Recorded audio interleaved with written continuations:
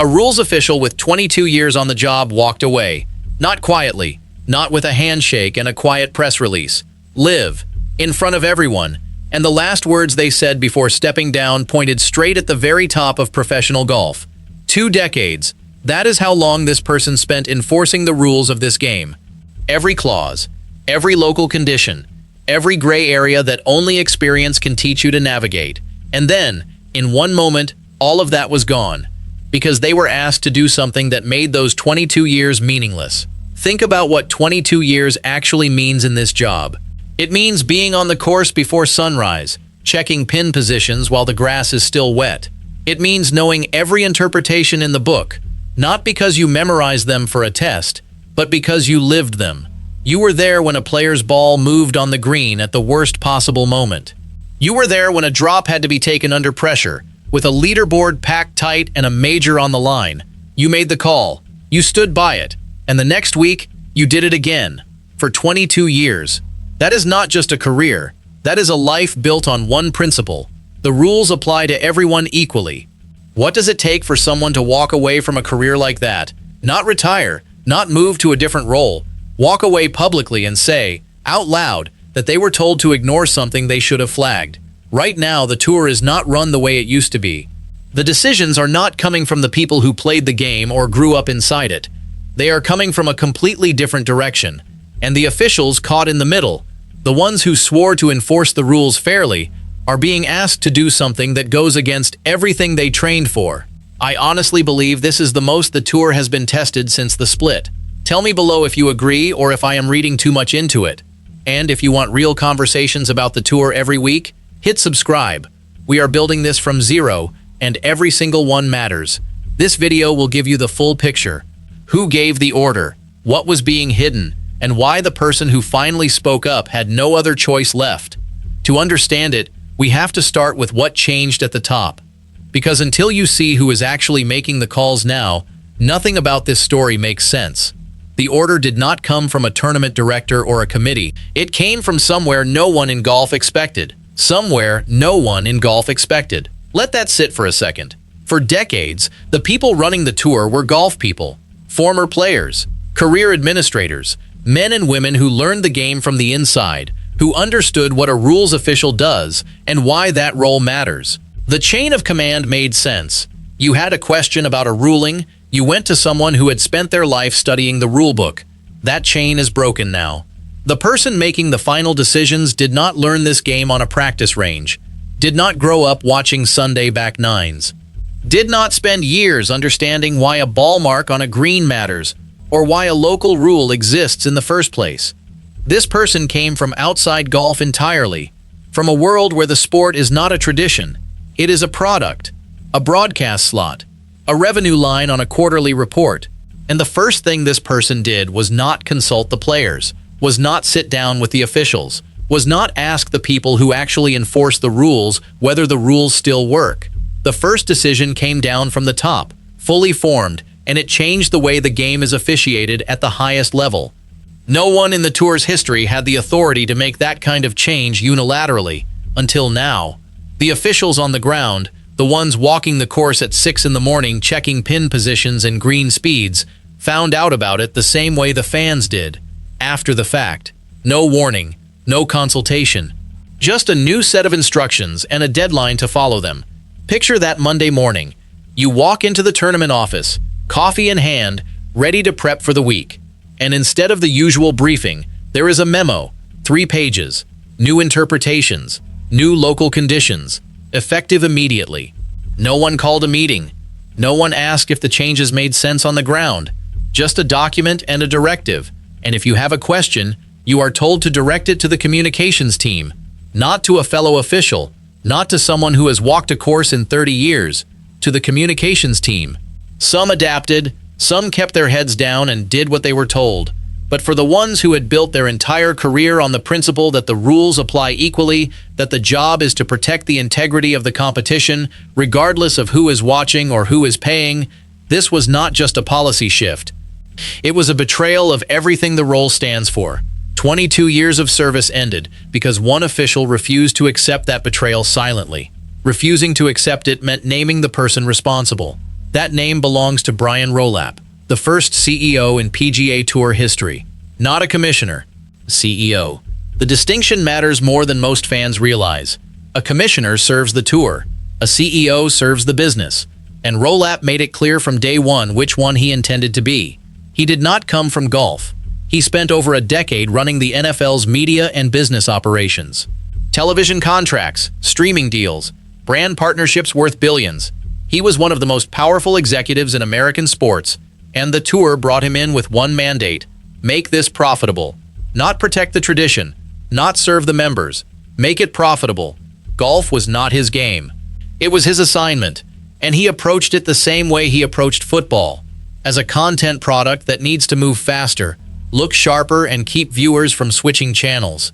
The players became talent. The tournaments became inventory. The rules became adjustable settings, not sacred laws. In the NFL, the game is built around the broadcast. Timeouts exist so advertisers can sell slots.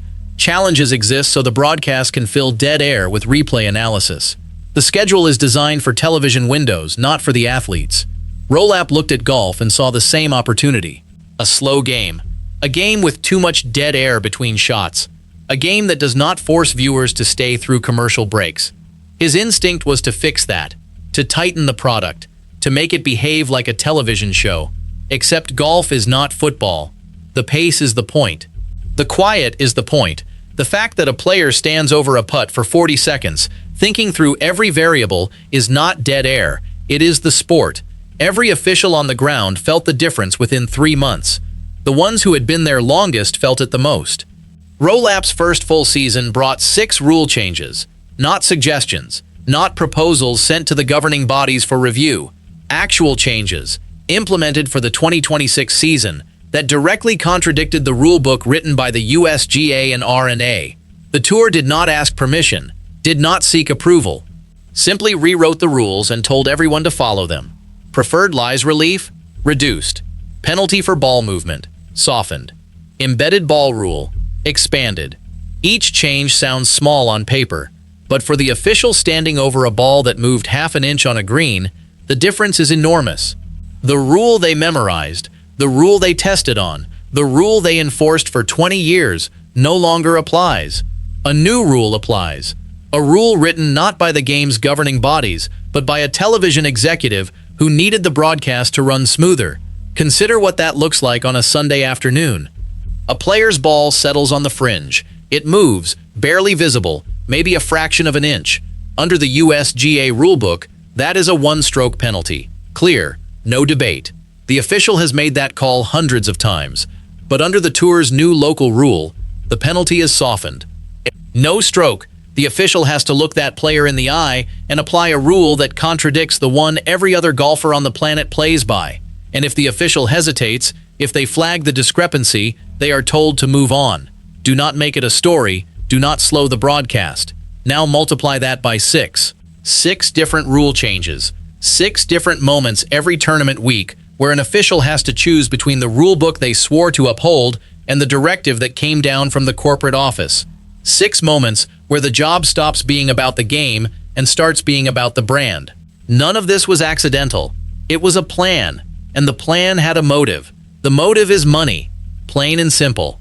The tour lost its footing when LIV Golf arrived. The Saudi-backed league spent billions to poach the biggest names in the game, and the tour's response was not to double down on what made it special. It was to chase the same money. Private equity investors were brought in. A corporate entity called Golf Holdings was created. The tour stopped being a membership organization and started being a portfolio asset. Rolapp was hired to protect that asset. Every decision he makes flows from that single priority. The rule changes make the product more televisible. The social media mandates make the players more marketable. The field reductions make the events more exclusive and therefore more valuable to sponsors. None of it serves the competition. All of it serves the quarterly report. The numbers tell the story. Since the LIV split, the tour has lost significant viewership. The younger demographic is not watching 4-day stroke play the way their parents did. Investors want growth. They want engagement metrics. They want content that clips well on social media. And Rolapp, being the television man he is, gave them exactly what they asked for. Faster rounds, fewer players, more drama baked into the format. The game itself became secondary to the packaging. Rory McIlroy saw it before most. His resignation from the policy board told everyone exactly how serious the problem had become. McIlroy did not leave golf. He left the governance table. The most influential player voice on tour looked at the direction things were heading and walked away from the room where decisions are made. The message was clear. The players no longer have a seat. The decisions are made above them, around them, without them. Think about what that means for the next generation of players coming up through the Korn Ferry Tour. They are grinding through Monday qualifiers, fighting for every exempt status, building their careers one cut at a time. And the people at the top are reducing field sizes, limiting their access, restructuring the entire pathway to the tour, without asking a single player what they think. The pipeline that built this sport is being redesigned by people who have never played a qualifying school. Weeks later, Bryson DeChambeau pushed back publicly on the social media mandates. This is a player who built his entire brand on YouTube, who understands content creation better than anyone on tour, and even he said the tour was pushing too hard, too fast, in the wrong direction. When Bryson DeChambeau tells you the PGA Tour is too focused on content, you know the pendulum has swung past reason. For the officials still walking the course, the choice became impossible. Enforce the game's laws, or keep your job. 22 years. That is what one official gave to this role. 22 years of early mornings, of studying interpretations, of making split-second calls with millions of dollars riding on the outcome. 22 years of being impartial, of being the person players trust when the pressure is highest and the margin is thinnest. Then one day, the rule book changes, not because the game demanded it, because the broadcast partner needed a smoother product. And the official is told, enforce the new rules. Do not question them. Do not flag the discrepancy. Do not mention that the USGA and R&A never approved any of this. Just do your job. Except the job they signed up for no longer exists. The job is no longer protecting the integrity of the competition. The job is protecting the brand. And for someone who spent 2 decades believing in the first version, the second version is not a job. It is a lie. By 2028, the tour will look nothing like the sport these officials dedicated their lives to. The structural changes already announced make that certain. Promotion and relegation. Larger purses concentrated in fewer events. A 2-tiered system that mirrors European football leagues more than it mirrors the history of professional golf. Rolapp announced all of it. The framework is already in motion. The investors are already aligned. The only people who were not consulted are the ones who play the game and the ones who officiate it. The question is no longer whether the tour will change. The question is whether it will survive the change as the sport its founders intended. Whether a game built on fairness, on equal application of rules, on the idea that every player faces the same test, can survive being run like a television network. Inside the tour, they call it evolution. Outside the tour, the official who walked away called it something else entirely. Others left quietly, took buyouts, moved to different roles, disappeared from the leaderboard screens without explanation. But this one, the one with 22 years, chose to say it where everyone could hear, chose to name the order, chose to point at the person who gave it. And in doing so, they turned a private frustration into a public reckoning. That is the corruption. Not a bribe, not a scandal, not a single illegal act. It is the systematic replacement of golf's governance with corporate mandates. The rules were not broken by accident. They were rewritten on purpose, by people who never played a competitive round, for people who will never walk a fairway. And the officials who refused to pretend otherwise were pushed out, bought out, or silenced. Except one. The one who gave 22 years. The one who decided that the game mattered more than the paycheck. The one who stood in front of a microphone and said, clearly, that they were ordered to ignore what they should have flagged. That is the story.